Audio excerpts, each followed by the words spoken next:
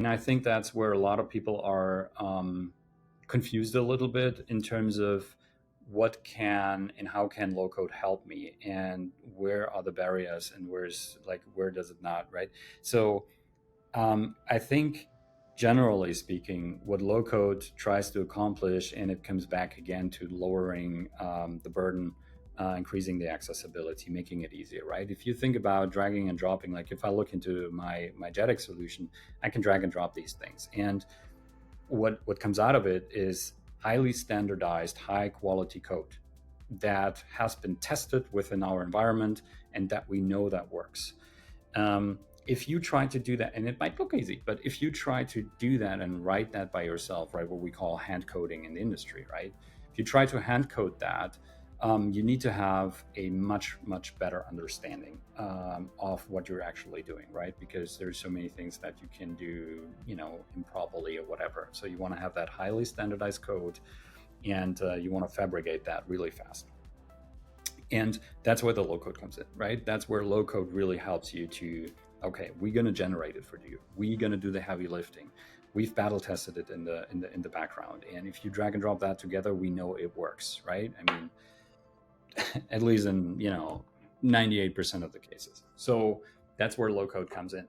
Now, I think where kind of the frustration as well comes a little bit sometimes is, hey, we thought that low code is going to do my work, and that is not the case. So it's not your and we can talk about that in the future of iPaaS. It's not your AI where you just say, hey, do that, and then it will just build it out for you, right? It is, you still need to have some sort of understanding of what you are actually doing and what you're trying to accomplish, right? Because it is a tool that makes it much easier, but you still have to understand. It's like, think about it like a calculator, right? When you didn't have a calculator, you would have to do every single step by yourself, right? Now you have a calculator, and that's going to do it for you. But you still need to know if you do plus or minus or division, or you should have a little bit of understanding, right? That makes sense. And so that's where a little bit of the frustration comes in when they look at these low code tools. They're like, I still have to think about it. I still have to understand what I'm doing here.